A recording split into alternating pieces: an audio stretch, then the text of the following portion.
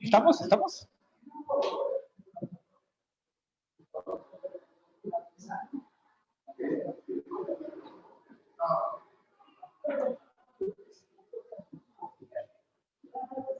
Amigas y amigos de Día 1, buenas noches, un placer saludarlos. Ahora yo me encuentro en Berriozábal y el maestro Vladimir Ramos Carrera se encuentra en Ciudad de México. Me da mucho gusto saludarte, maestro. Bienvenido nuevamente a Conversando Realidades, este programa que trata de hablar concretamente del tema fundamental de la política del país, de Chiapas, de los pueblos de Chiapas, de la realidad de los mexicanos, que es la pobreza, sin dejar de lado, maestro, que hay muchísimos temas. Hoy, por ejemplo, un ejercicio inédito de la Cuarta Transformación, 500 conferencias de prensa del presidente Andrés Manuel López Obrador. ¿Qué opinión tiene? Oye, siguen las inundaciones, ya quedó armado el PEF, Joe Biden ya empezó a hacer sus primeros nombramientos, vamos a cerrar el año, ahí viene el rebrote de los rebrutos. Maestro, bienvenido como siempre a tu programa. Gracias por la oportunidad de la conversación. No, muchas gracias a ti, Miguel. Muchas gracias a todos los que nos siguen en Día 1. Un gusto saludarlos. Muy buenas noches.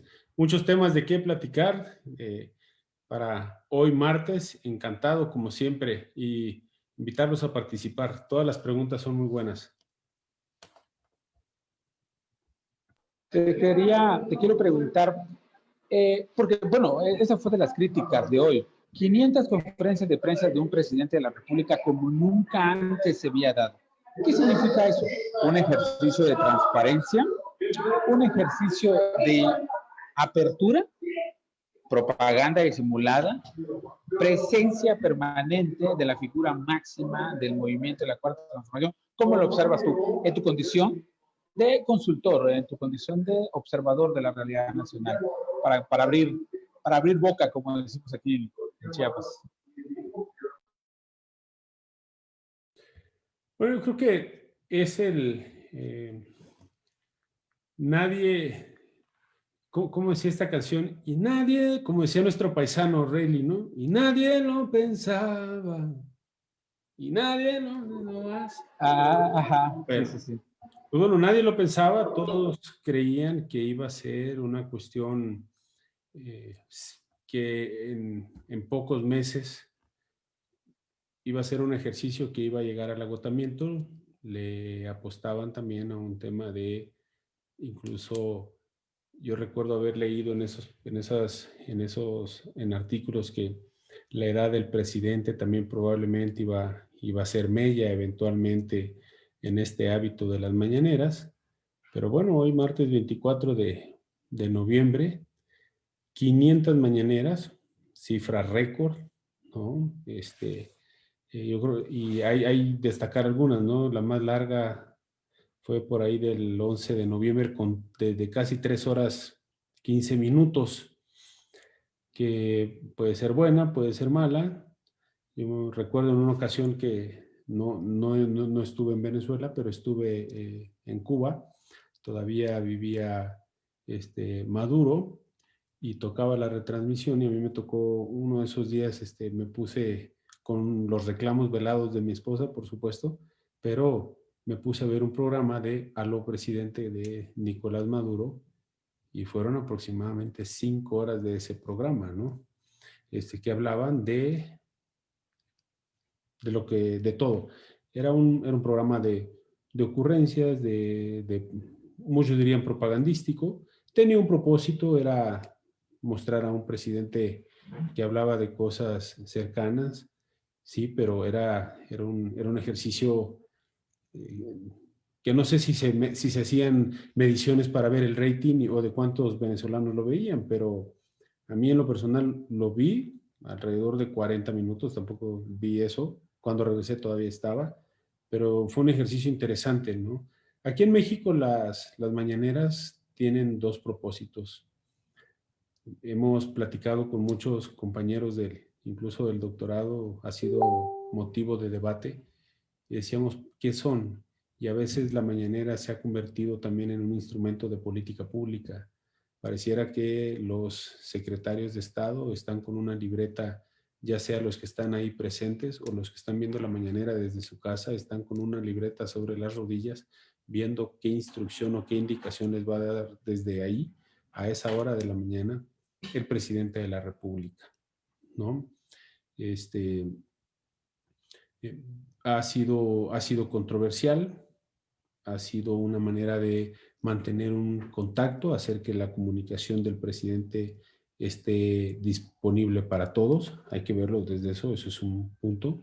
Es un ejercicio que viene desde que él fue jefe de gobierno también. Y cuando fue jefe de gobierno, yo te lo diría así, como estratega, es un ejercicio que les permite, le ganaba la agenda al presidente de ese entonces, a Vicente Fox, porque él se levantaba, daba su conferencia mañanera, y ya después se podía ir a trabajar y ya y dejaba hablando a los medios todo el día de lo que él había comentado. Hoy sigue siendo de manera similar. Sin embargo, bueno, hoy enfrenta un ejercicio mediático, lo que él llama la prensa fifí, conservadora, y bueno, es un programa que sirve, te decía, para estos dos propósitos: mantener una conversación o un monólogo hacia su audiencia. Por el otro lado, dictar acciones que se tienen que hacer, pero sin temor a equivocarme, yo pienso que es un programa, es un ejercicio también para generar polémica. Hace algunos meses puse un tuit que tuvo mucho eco y decía: el presidente habla de todo menos de lo importante. Y suele pasar, ¿no? Las mañaneras ponen otros temas, ponen otros temas, ponen otros temas. La oposición y los medios van agarrando sobre la marcha esos temas, cuando la madre de todos los temas, que es la pobreza, sigue ahí, cuando los problemas importantes del país siguen ahí. Entonces, sí es un instrumento. Decía Castells, un experto en la comunicación política, que cuando tienes el monopolio de la comunicación, de la información, ejércelo, y creo que eso lo hace, como lo han hecho otros presidentes de México en diferente grado, pero la mañanera es esto, desde mi punto de vista. Ahora, vienen los tiempos electorales. Habrá que ver si el Instituto Nacional Electoral se pronuncia al respecto. Sería muy interesante también ver si la oposición genera una presión al respecto, ¿no? Porque si esto es un informe, es una manera de mantener informada a la sociedad sin caer dentro del formato de los informes que tiene que dar el presidente y que arrancan el 1 de septiembre. Veo, veo un tanto no posible por no decirlo de algún otro modo, pero siento que INE no va a manifestarse, a decir: por favor, presidente, suspenda sus conferencias de prensa mañaneras porque estamos en proceso electoral. En esta inauguración del diálogo circular que él habla, tiene derecho a decir sus cosas. Tal vez la oposición pida que se guarde el silencio respectivo, tal vez de la veda electoral. No lo sé, pero eso también va a ser un momento interesante porque, sin duda, yo coincido con lo que tú dices, maestro. El presidente marca la agenda todos los días. Y si en aquel entonces marcaba la agenda del presidente Fox, hoy él es el presidente y marca la agenda del país todos los días, todas las semanas. Lo ha hecho durante los últimos 500 días que ejerce el poder. Vamos a ver qué dice el INE, a ver qué dice la oposición. Claro, claro. De hecho, sería muy interesante, te digo, como un ejercicio democrático de balance de poderes, incluso ver el pronunciamiento del poder legislativo, independientemente que en la Cámara Baja, que en la Cámara de Diputados sea el partido del presidente quien tiene la mayoría. Sería interesante ver cómo esgrime esta situación el Senado. Sería interesante ver cómo esgrime esta situación la oposición en la Cámara de Diputados. cómo defiende, cómo argumenta esta situación el grupo mayoritario, porque en palabras del presidente de México hace algunos meses dijo, tenemos que hacer lo que debemos, no lo que podemos. Y si este fuera el caso, aplicaría perfectamente para esta situación. ¿Por qué? Porque estarías generando una desventaja respecto de los otros partidos, ¿no? Me queda claro también, maestro, que cuando el presidente mantiene esta dinámica de comunicación diaria, que me acuerdo mucho, muy al principio decía, no, no va a aguantar, no, no, dale 4 o 5 conferencias más y se va a cansar, es agotador. Bueno, disciplina de por medio después y un hombre acostumbrado a ir precisamente contra la expectativa, tiene ya las primeras 500 conferencias de prensa y ha marcado tendencia y ha establecido una lógica que no la vemos en otros países. También, y salvo lo que tú me digas, pienso que las mañaneras suplen su presencia de cara al proceso electoral. Martillar todos los días, hablarle todos los días a su segmento de votantes, martillar todos los días contra sus adversarios políticos, es la forma de mantenerse vigente y de erigirse al frente como la cabeza de la 4T. Digo, una lógica de los nuevos tiempos, ¿no? Sin duda va a ser un instrumento que acompañe las campañas del próximo año. Sin duda será un instrumento invaluable para todos los candidatos de Morena o de la coalición PT, PBM, Morena, si es que termina de afianzarse en lo federal. Pero, te decía, aquí lo interesante será también ver cómo los demás candidatos, la oposición, los frentes, logran generar estrategias que contrarresten. Yo siempre he creído que para los temas federales el mejor antídoto es lo local. Si me están viendo, este es un tip gratuito. Lleva los temas a lo local, porque en lo local nadie nos cuenta quiénes somos. En lo federal va a ser muy difícil ganar el debate, pero en lo local todos tienen más oportunidades, es decir, el piso es más parejo, las condiciones son más iguales para llevar un tema al debate público. Fíjate que está llegando una pregunta de nuestro amigo y compañero Eduardo Díaz. ¿Qué opina, maestro Vladimir, de la ley del outsourcing que en próximos días va a votarse? Un tema también, aprovechando que te tenemos conversando realidades, que nos pudieras dar luces al respecto. ¿Cómo lo va a recibir la Cámara? ¿Cómo lo va a votar? ¿Cómo se ve la discusión? ¿Qué se prevé? ¿De qué trata el outsourcing? Muy famoso entre los políticos, pero poco conocidos a nivel del pueblo, de la gente, ¿no? De los usuarios. Que nos pudieras dar algunas luces.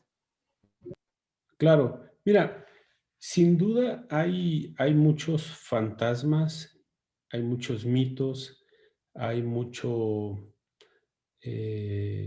¿cómo se dice? Cuando a la televisión se le iba la señal, ¿cómo se llamaba? Hay mucha estática, es decir, Mucho ruido, mucho falta ruido de... alrededor del tema. Y lo que hace falta es información clara, precisa. No es un tema sencillo. El derecho laboral no es un tema sencillo. El tema del outsourcing, ¿no? que es un anglicismo, por cierto, no es un tema sencillo. Está lleno de muchos tecnicismos jurídicos. Lo hemos estado analizando. Y lo que te puedo decir es que algo sucede en el equipo del presidente de la República que pareciera que no le terminan de explicar, porque él no tiene por qué saberlo todo. Eso es algo que siempre he dicho, no hay político ni persona que lo sepa todo. Hay equipos que se vuelven especialistas. Y en este sentido, como lo fue en el tema de fideicomisos, que fue Sandoval, que escribió todo un estudio sobre si tenían que ser públicos o no públicos, seguramente en el tema del outsourcing hay quienes le está diciendo al presidente lo bueno y lo malo, pero yo creo que ha sido bastante se han quedado bastante corto en los beneficios de la figura y se han quedado y han profundizado en lo malo. Por eso digo que es un tema que va a ser un tema de muchísima información. A ver, el outsourcing es cierto. Podemos decirlo, el outsourcing bueno, el outsourcing malo. El outsourcing bueno es aquel que permite a las empresas generar economías a escala. Tú puedes tener, imagínate, tienes una empresa que tiene 10 empleados.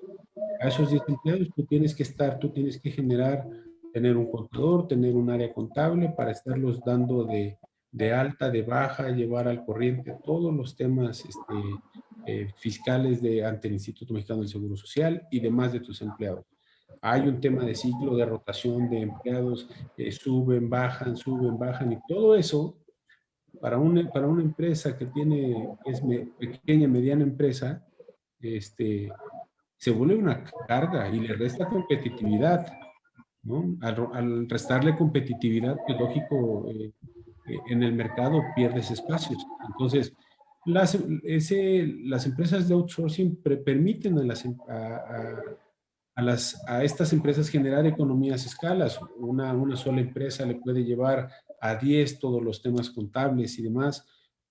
Esto no exime el tema del pago de las cuotas patronales, no exime el tema de la protección social. Es decir, sobre todo como alguien que cree en el tema de los derechos sociales, en el tema de la protección social como uno de los indicadores para determinar qué tan pobre o qué no tan pobre eres. El outsourcing debiera proveer siempre protección a los empleados. Ahora, hay datos muy curiosos, ¿no? El mismo gobierno federal creo que gasta alrededor de 5,000 millones de pesos en empleados a través de esta figura. Sí, del esquema outsourcing. ¿No? ¿Cuáles son, maestro? ¿Cuáles son? Y esa es parte de la pregunta de Eduardo. ¿Cuáles son estos daños colaterales? Sobre todo daños colaterales a los empresarios y a quienes están contratados con esta figura. Este grupo de funcionarios, de trabajadores del gobierno federal, ¿qué va a pasar con ellos, no? ¿Cómo los afecta una regulación que no sea equilibrada, que no sea inteligentemente diseñada y que vaya en función de un discurso de acabamos con el outsourcing, cuando pues es un recurso valioso para la generación del empleo, representa la dignidad del empleo para una familia, para una persona?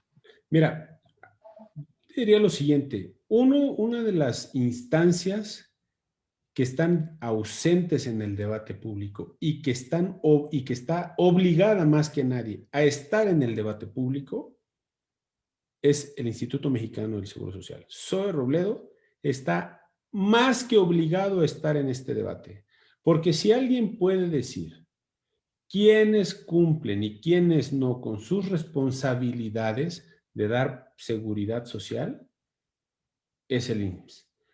El IMSS no solamente está para atender la pandemia, ¿no? Zoe Robledo es el director general, no no es el subsecretario Gatell. Entonces, este es uno de los temas en los que también debe de centrarse, porque si está ausente en el debate y tú solamente tienes a la Secretaría del Trabajo y tienes al Ejecutivo, entonces, ¿quién puede ser la persona que salga y digan, miren, en efecto, así como hacen el quién es quién en los precios de la gasolina, deberían de decir el quién es quién de las empresas de outsourcing que sí cumplen y las que no cumplen, porque entonces sería un ejercicio, bueno, en este ejercicio de transparencia, porque no se vale decir que todas son malas, porque no lo es así. Eso es propaganda, ¿no? Eso es algo que yo me refería. Es cuando la mañanera sirve para meter temas controversiales por sí solos y evitar el debate a profundidad, evitar la confrontación de argumentos. Algo que es bueno es el que haya dicho el presidente que, bueno, va a reunirse con los empresarios y demás. Y aquí incluso hasta la Coparmex peca tratando de hacer política cuando debería estar dando argumentos de otro tipo, ¿no? Yo leí hace unos días la carta de Coparmex y la verdad me dejó un sabor de boca amargo. Yo pensé que iba a escribir algo con mucha más sustancia, con mucha más fuerza, con mucho más empuje, ¿no? ¿A quiénes va a afectar? A los casi 5 millones de mexicanos que trabajan o que están a través de esta figura. Ahora, Vladimir, ¿esto quiere decir que tú estás a favor del outsourcing? Sí, estoy a favor del outsourcing, aquel que cumple con otorgar y dar seguridad social a todos aquellos que estén contratados bajo esta figura. Estoy en contra de mantener aquellas empresas de outsourcing que no cumplen con esa parte. Con eso sí, vámonos. De hecho, hoy el outsourcing, para que sepan ustedes, es una de las actividades más reguladas, es más, están sobre reguladas, es demasiado lo que hay sobre ello, pero como se ha hecho más que con ideas y comprensión de lo que implica, se ha hecho más con prejuicios, por eso terminas regulando de más, terminas regulando mal, y lo único que haces es que el ingenio hagas que la gente busque la manera de encontrarle y le dé la vuelta a la ley. Durante muchos años, la figura del outsourcing fue muy controversial, sí, pero eso fue hace muchos años. Hoy, día con día, se ha venido reglamentando y es muy claro la función que cumple, flexibiliza, ayuda a muchas empresas. Eso es un hecho que no se puede negar. Y como les digo, no es un debate fácil, no cualquiera se puede poner a opinar en el tema. Incluso te diría, hoy tuve yo una reunión muy importante con personas que se dedican a este tema, donde no están yendo en contra de lo que dice el presidente, sino están pidiendo que se encuentre un punto en común. Algo fundamental en las políticas públicas es el gradualismo. Tú mejor que nadie lo sabe, Miguel. Una política pública que no es gradual tiende al fracaso. ¿Por qué? Porque significa que una de las partes no estará conforme. El gradualismo es lo que le permitiría. Y hoy, en algo tan importante, no podemos dar el lujo de hacer lo contrario. Tienen todavía la idea de que alguien en diciembre le dijo al presidente, oiga, se perdieron tantos miles de empleos y esto es por culpa del outsourcing. El presidente le hubiera dicho, a ver, espérame, muéstrame pues para que pueda yo decir que yo tengo otros datos. Exacto, para que le muestro. Este también será, este tema de la ley del outsourcing, de por fin meterse a clarificar de qué se trata este tema, siempre bajo el tamiz de, eso es malo. A ver, espérame. Vamos a precisarlo, vamos a aclararlo. ¿De qué estamos hablando cuando hablamos de outsourcing? ¿Cuál es el bueno, cuál es el malo? De acuerdo contigo, faltará traer a este debate a un chiapaneco, al director del IMSS, para que también dé las claridades que le corresponden en el manejo, en la generación del empleo, en el registro del empleo, en la estadística del empleo, que mucho tiene que ver con el outsourcing. Yo me voy, tal vez un poco tanto cuanto sentimental, porque el empleo es el punto de referencia de las familias, ¿no? El punto de dignidad. Con empleo la gente sale adelante. Y discúlpame, yo no conozco, o conozco muy poca gente, casi nadie, queriendo meterse al crimen como una forma de salir adelante, ¿no? Buscando siempre la parte profesional. Oye, maestro, si me permites, dice Eldras Jonathan, para ir avanzando en nuestros temas, nuestro amigo Eldras Jonathan.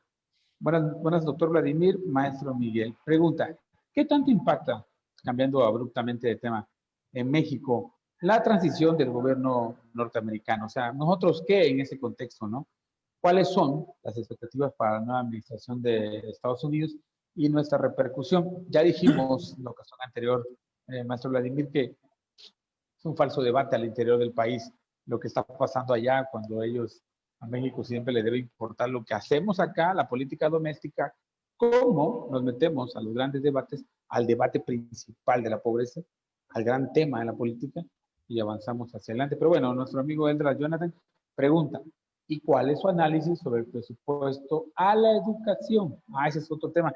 Ya cambiando también abruptamente hacia el PEF, al 21, que ya está aprobado, que ya está en proceso. Creo que le faltarán que le faltarán detallitos, nada más, si mal no recuerdo, ¿no? Esta Entonces, parte, el PEF, ¿qué dijo? ¿Educación? No dijo entiendo. educación, no sé cómo nos fue en materia de educación, entiendo que sí tuvo un incremento mínimo. Que nos comentaras, que nos Claro, a dieras ver, referencias del tema. veamos el tema del impacto de la transición de la elección en los Estados Unidos. Decía, ¿cómo se llama? Los postulados de Ojeda sobre la importancia de salvaguardar el cumplimiento de los principios de política exterior en nuestra relación con Estados Unidos, ¿no?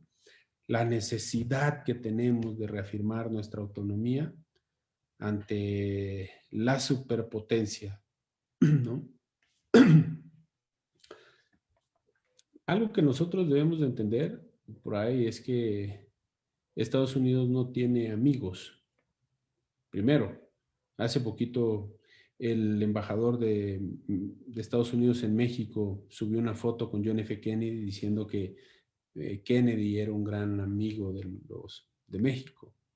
No, eso es algo que no podemos caer como país, no podemos caer en esos romanticismos, menos en ese sentido. A ver, los presidentes de cada nación tienen una responsabilidad prima y es salvaguardar, primero, observar lo que dice la Constitución. Y en Estados Unidos, la Constitución no habla de hacer de México su mejor cuate y a echarle la mano, no. Al contrario, en nuestra historia es muy curioso, pues lo que fuimos, dejamos de serlo por, por nuestra relación, nuestra cercanía con Estados Unidos, salvo Texas, que obedece a otro tipo de cosas. La pérdida de la mitad de nuestro territorio fue dicho por uno de los emisarios del presidente de los Estados Unidos, que fue mandado para ver las negociaciones.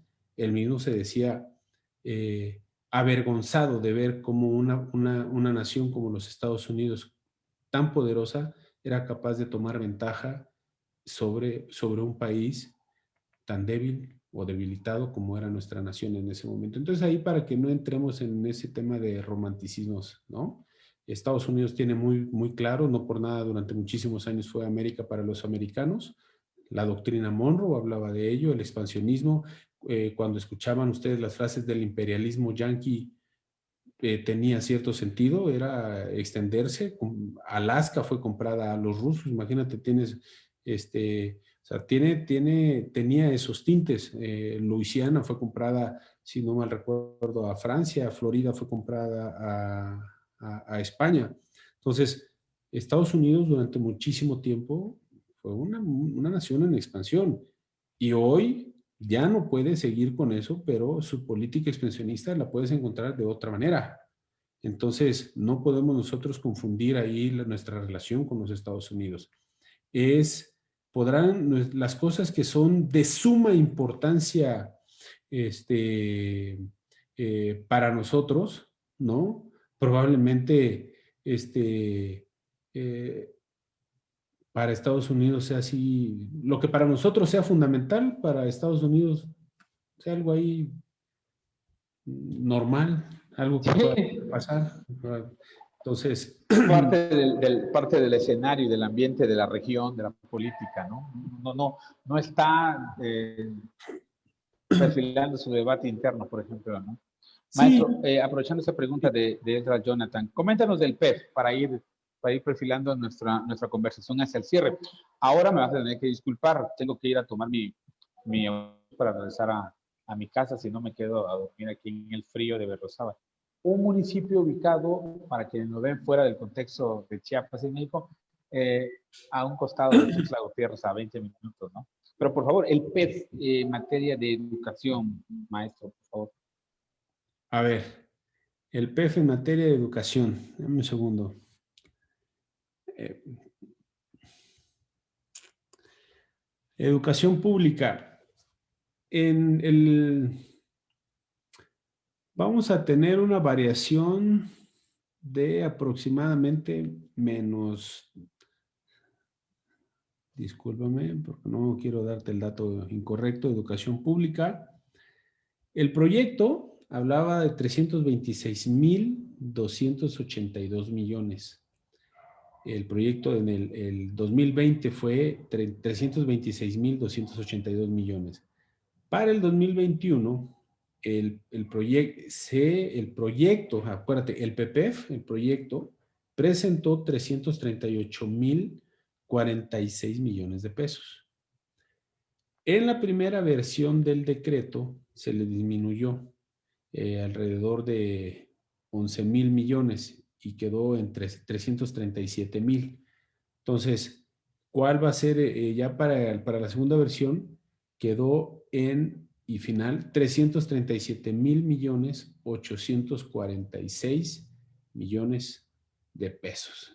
Tuvo un cambio real de 0,1%, ¿no? Entonces, podemos decir que para las necesidades de nuestro país, yo creo que otra vez vuelve a quedarse corto el tema de inversión en la educación.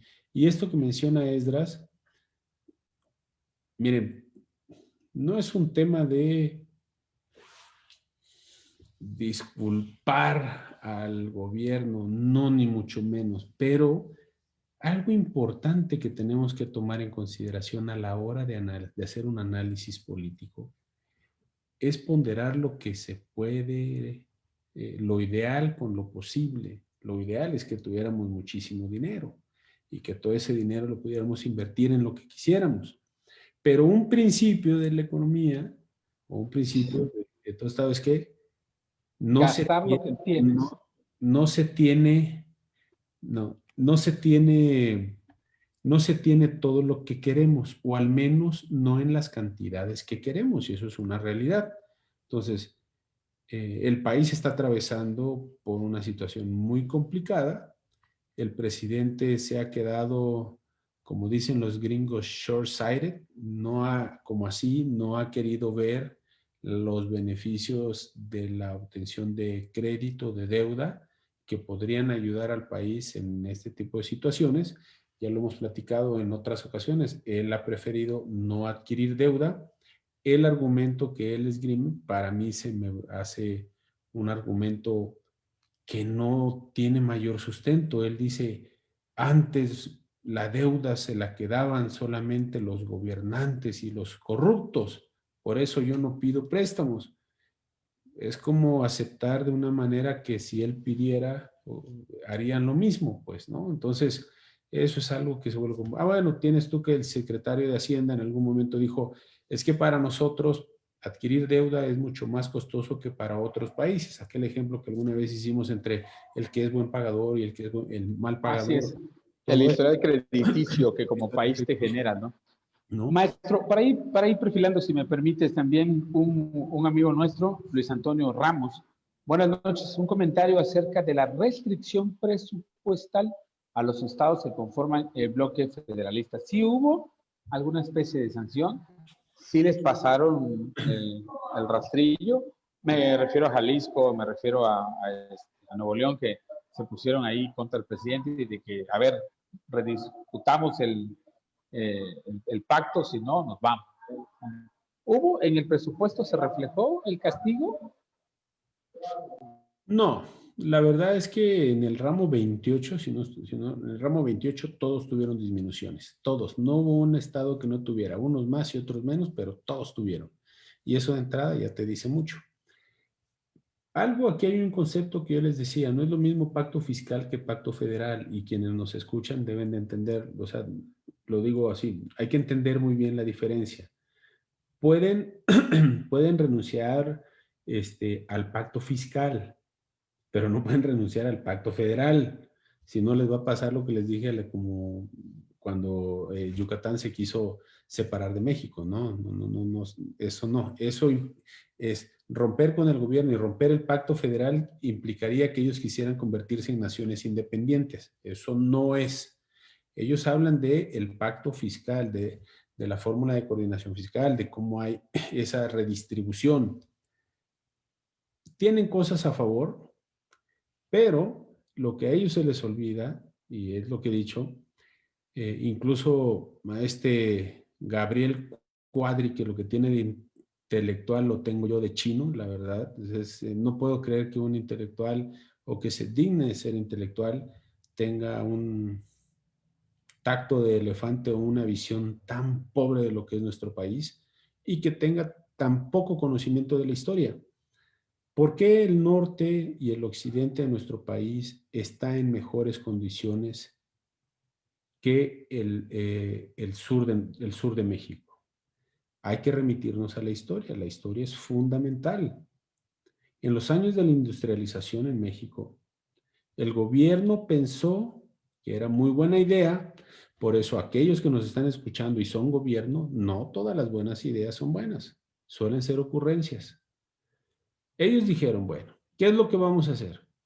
Para impulsar la industrialización de México, lo vamos a tratar, lo haremos a través de, vamos a impulsar en el norte el tema Monterrey, en occidente Guadalajara y la Ciudad de México. Y alrededor, hacia el sur, vamos a producir el tema primario, todo lo que tenga que ver. Bueno, entonces llegó un momento en que las políticas o programas de gobierno fueron empobreciendo al campo, no lo fueron haciendo productivo, mientras que a donde se le apostó la industrialización, ¿qué tuvieron en cambio? Protección social, salarios, desarrollo urbano, tuvieron mejores servicios públicos, porque eso trajo consigo la industrialización. Entonces, quiere decir que de una u otra manera, el sur del país soportó en gran medida la industrialización de estos estados, y hoy la postura de ellos parece desconocer esta situación. Mejor dicho, el discurso de ellos desconoce la situación. ¿Por qué? Porque al decir que ellos no tendrían por qué estar pagando los maestros que dan clases en Oaxaca o en Chiapas, están desconociendo que durante muchísimo tiempo el recurso que no se mandó para esos estados, pero que sí se envió a ellos para la industrialización, eso sí era bueno. Entonces, es un tema que también tiene un juego político, que es válido además. Lo que no es válido es no ponerlo, no decir las cosas. A ver, muchos de estos estados no cobran la tenencia. Les da mello, como dijera Carlos Espejel cuando hacía Chiqui Drácula, les da muchísimo mello poner estos temas del cobro de impuestos. No recuerdo si Chiapas ya cobra impuesto a la tenencia, por la tenencia vehicular. Está subsidiando a los que más dinero tienen, por pura lógica. Sí, de acuerdo. No, no, en Chiapas, se quitó el cobro de la tenencia vehicular, porque era política, ya veníamos a las elecciones. Maestro Vladimir, si me permites, Jesús Miguel Rasgado Cárdenas, aquí en mi pueblo, Morena pasó como el meteorito, ni fu ni fa. No creo que repita por la ausencia de obras y nepotismo. Morena Nacional se hace como el tío Lolo, no hay investigación. Dice Mérida Arista, saludos al maestro Vladimir. Dice Carla Antonio Correa, saludos al maestro Vladimir. Y nuestro habitual, el doctor Antonio Ramos, buenas noches. Un comentario del tema de los estados federalistas. Carla Antonio Correa, saludos al maestro Vladimir. Y dice Miguel Martínez, el combate a la pobreza en Chiapas requiere un cambio profundo. Creo que el cambio profundo va a empezar en el ciudadano, cuando realmente lleve el debate de la política a que es el tema central de la razón de ser de quienes hacen vida pública, y de partido, y de elecciones, y de todo este proceso. Pues maestro, muchísimas gracias siempre por la oportunidad de la conversación. Te agradezco. Nos encontremos el próximo martes. Y nos faltó platicar de Joe Biden haciendo sus primeros nombramientos. Nos faltó tocar el último tramo, en qué va la elección, la novela norteamericana vista desde el proceso electoral. Y por supuesto, veremos cómo desdobla la política nacional en la próxima semana, también acercándonos a al mes que viene, al rebrote del coronavirus que es inevitable. Y bueno, muchísimos temas. Te agradezco siempre la oportunidad de la conversación, maestro. No, hombre, al contrario, muchísimas gracias a todos ustedes. Muy buenas preguntas. Yo creo que sobre el tema de los Estados Unidos hay que terminar de ver. Yo le pondría mucho ojo al que quedó al frente de el tema migratorio, que es un cubano-americano.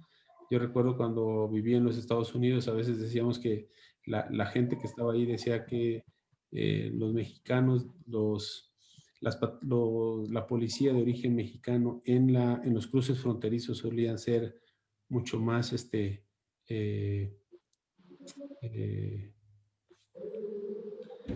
bueno, la palabra no la voy a utilizar, pero ¿no?